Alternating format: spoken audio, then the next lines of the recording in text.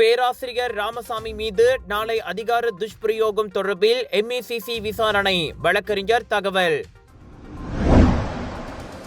போட்கிலான் ஸ்ரீ பாலசுப்ரமணிய சுவாமி கோவில் சித்ரா பௌர்ணமி திருவிழா. ஆயிரக்கணக்கான பக்தர்கள் கலந்து சிறப்பித்தனர். பிராய் ஸ்ரீ செல்வ விநாயகர் இந்து பரிபாலன தேவஸ்தானத்தில் சித்ரா பௌர்ணமி மகோற்சவம். பமேலா வெளிநாட்டிற்கு தப்பி சென்றிருக்கலாம், போலீஸ் தகவல். நெகிரி செம்பிலான் துமியாங் பந்தாய் சாலையை கடந்த கருஞ்சிறுத்தை. டேஷ்கேமில் பதிவான காணொளி வைரல்.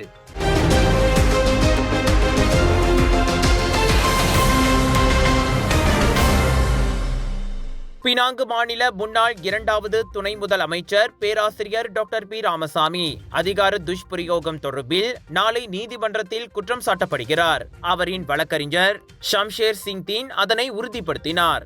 76 வயது ராமசாமியை மலேசிய ஊழல் தடுப்பு ஆணையமான MACC பட்டவல் செஷன்ஸ் நீதிமன்றத்திற்கு கொண்டு சென்று 2009 MACC சட்டத்தின் கீழ் அவர் குற்றம் சாட்டப்படுவார். அச்சட்ட பிரிவானது அதிகாரத்தில் இருப்பவர்கள் பதவிகளை பயன்படுத்தி தங்களுக்கும் மற்றவர்களுக்கும் நன்மை பெற்றவர்களை குற்றம் சாட்டுவதாகும். குற்றம் நிரூபிக்கப்பட்டால் அதிகபட்சம் 20 ஆண்டுகள் சிறை தண்டனையும் லஞ்ச பணத்தை விட 5 மடங்கு அதிகமான தொகையில் அபராதமும் விதிக்கப்படலாம். எனினும் ராமசாமி எதிர்நோக்கவிருக்கும் குற்றச்சாட்டை MACC வெளியிடவில்லை என ஷம்ஷேர் தெரிவித்தார்.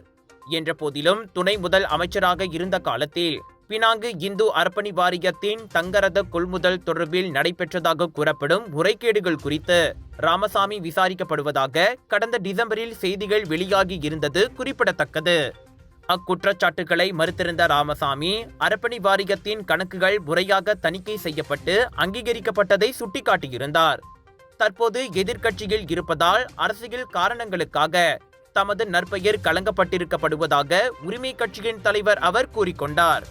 கலர்ஸ் ஆஃப் இந்தியாவின் பிரம்மாண்டத்தின் உச்சக்கட்டம் பியாண்ட் இன்டர்நேஷனல் இந்தியன் எக்ஸ்போ தொடங்குகிறது. 4 ஜூன் தொடக்கம் 8 ஜூன் வரை KSL எஸ்பிளனட் மால், பண்டார் பசாரி, கிளாங்கில் இதுவரை இல்லாத அதிரடி கலெக்ஷன்ஸோடு ஷாப்பிங் மேளா தொடங்குகிறது.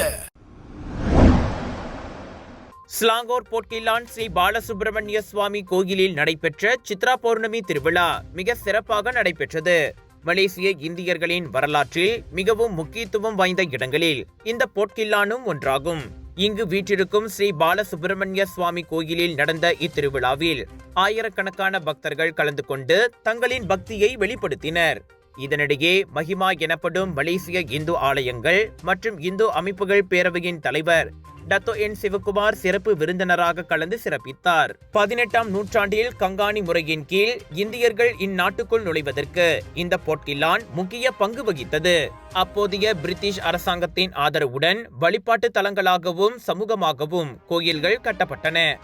இது புலம்பெயர்ந்த இந்தியர்கள் தங்கள் நம்பிக்கைகள் மற்றும் மரபுகளை பாதுகாக்க உதவியது. இந்த சூழலில்தான் முருகனின் வேல் ஆரம்பகால குடியேறிகளின் ஆன்மீக வாழ்க்கையின் மையமாக மாறியது. தெய்வத்தை நிறுவுவதும் சடங்குகளின் தொடக்கமும் சமூகத்திற்கு ஒரு ஆன்மீக நங்கூரமாக அமைந்து அது இன்று வரை தொடர்கிறது. இந்நிலையில் பக்தர்களின் ஆழ்ந்த நம்பிக்கையையும் நமது ஆன்மீக பாரம்பரியத்தையும் பாதுகாப்பதில் இந்த போட்கிலான் கோயிலின் தொடர் அர்ப்பணிப்பை காண்பது உண்மையிலேயே உற்சாகமாக இருப்பதாக சிவகுமார் கூறினார். சுப்பிரமணியரின் ஆசீர்வாதங்கள் நம் அனைவரையும் ஒற்றுமை, வலிமை மற்றும் தர்மத்தின் பாதையில் தொடர்ந்து வழிநடத்தட்டும் என அவர் தெரிவித்தார். பினாங்கு பிராய் ஸ்ரீ செல்வ விநாயகர் இந்து பரிபாலன தேவஸ்தானத்தில் சித்ரா பௌர்ணமி கொண்டாட்டம் இறை உணர்வோடும் சமூக உணர்வோடும் விமரிசையாக நடைபெற்றது. ஆலய மேலாண்மையை பினாங்கு இந்து அர்ப்பணி வாரியம் அக்கோயிலின் நிர்வாகத்திடமே ஒப்படைத்த பிறகு நடக்கும் முதல் பெருவிழா இதுவாகும். இவ்விழாவில் அர்ப்பணி வாரியத்தை பிரதிநிதித்து செனட்டர் டாக்டர் லிங்கேஸ்வரன் அருணாச்சலம் கலந்து கொண்டார். ஆலய நிர்வாகத்தின் கரங்களை வலுப்படுத்தும் வகையில் மேலாண்மையை மீண்டும் ஆலயத்திடமே ஒப்படைத்ததற்கு அர்ப்பணி வாரியத்துக்கு ஆலய நிர்வாகத்தினர் மனமார்ந்த நன்றியை தெரிவித்துக் கொண்டனர். பிராய் நகரில் மிகவும் பழமையானதும் மிகவும் போற்றத்தக்கதுமான இந்த கோயில் ஆழமான வரலாற்று மற்றும் கலாச்சார முக்கியத்துவத்தை கொண்டது. இங்கு சித்ரா பௌர்ணமி திருவிழா தெய்வீக சடங்குகள், துடிப்பான இசை மற்றும் சமூக நல்லிணக்கத்தால் நிறைந்திருந்தது குறித்து டாக்டர் லிங்கேஷ் மகிழ்ச்சி தெரிவித்தார். 60 ஆண்டுகளுக்கும் மேலாக இது ஆன்மீக வளர்ச்சி, சமூக பிணைப்பு மற்றும் சமய நிகழ்வுக்கான புனித இடமாக செயல்பட்டு வருகிறது. பல ஆண்டுகளாக அரப்பணி வாரியத்தின் பராமரிப்பின் கீழ் இருந்த பிறகு கோயிலின் நிர்வாகம் அண்மையில் உள்ளூர் பொறுப்பாளர்களிடமே ஒப்படைக்கப்பட்டது. சுயாட்சி மற்றும் புதுப்பித்தலின் ஒரு புதிய அத்தியாயத்தை உருவாக்கியுள்ளது. ஏப்ரல் 9ஆம் தேதி காணாமல் போனதாக கூறப்படும் டத்தின் ஸ்ரீ பமிலா லியூஏ வெளிநாடு தப்பி சென்றிருக்கலாம் என்ற சாத்தியக்கூறு உட்பட போலீஸ் துறை விரிவான விசாரணையை மேற்கொண்டு வருகிறது. இதுவரை மலேசிய ஊழல் தடுப்பு ஆணையமான MACC அவரின் நடமாட்டத்தை தடுத்துள்ளதோடு விசாரணையும் நடத்தி வருவதாக புத்ராஜயா மாவட்ட போலீஸ் தலைவர் துணை கமிஷனர் ஐடிஷா முகமது தெரிவித்தார். பமேலாவின் பிள்ளைகளின் வாக்குமூலத்தை போலீஸ் பதிவு செய்யும். மேலும் சாட்சிகளிடமும் வாக்குமூலம் பதிவு செய்யப்படும். அதோடு இன்டர்போல் எனப்படும் அனைத்துலக போலீசும் சாட்சியத்தை பதிவு செய்யும் நடவடிக்கையும் வரையப்பட்டு வருகிறது. இதுவரை 27 சாட்சிகளிடம் வாக்குமூலம் பதிவு செய்யப்பட்டுள்ளது. இந்த வழக்கில் வேறு சில சந்தேக நபர்கள் சம்பந்தப்பட்டிருப்பதற்கான சாத்தியக்கூறுகளையும் தனது தரப்பினர் நிராகரித்துள்ளதாக ஐடிஷாம் வெளியிட்ட அறிக்கையில் தெரிவித்துள்ளார். பமேலாவின் மகனிடம் வாக்குமூலத்தை பதிவு செய்வதற்கான செயல்முறையை இன்டர்போல் ஏற்பாடு செய்து வருவதாக நேற்று ஊடகங்கள் செய்தி வெளியிட்டன. புத்ராஜயாவில் உள்ள MACC தலைமையகத்திற்கு சென்று கொண்டிருந்த போது பமேலா கடத்தப்பட்டதாக கூறப்படுகிறது. சராவாக்கை சேர்ந்த ஒரு தொழிலதிபரின் மனைவியான பமேலா சிராஸில் இருந்து MACC அலுவலகத்திற்கு இ-ஹெயிலிங் சேவையை பெற்ற பிறகு காணாமல் போனதாக கூறப்படுகிறது. அவர் சென்ற வாகனத்தை 3 கார்கள் தடுத்து நிறுத்தியதாகவும் பின்னர் போலீஸ் சீருடை அணிந்த நபர்களால் அழைத்து செல்லப்பட்டதாகவும் கூறப்படுகிறது. Johor International Indian Expo and Viral Food Festival 24 May தொடக்கம் 2 ஜூன் வரை தாசிக் சென்ட்ரல் ஸ்கூடாய் ஜோர் பார்வில் ஹோல்சேல் விலையில் சாரிகள், Punjabi suit, lehenga, wedding collections, kids wear அனைத்தும் உண்டு. ஃபுட் ஃபெஸ்டிவலில் 100க்கும் அதிகமான உணவுகள், பானிபூரி, குனாஃபா, cheese nachos, Indian, western, Arabic என கலக்கலான உணவுகள். சாப்பிட ஒரு நாள் போதாது, திரண்டு வாருங்கள்.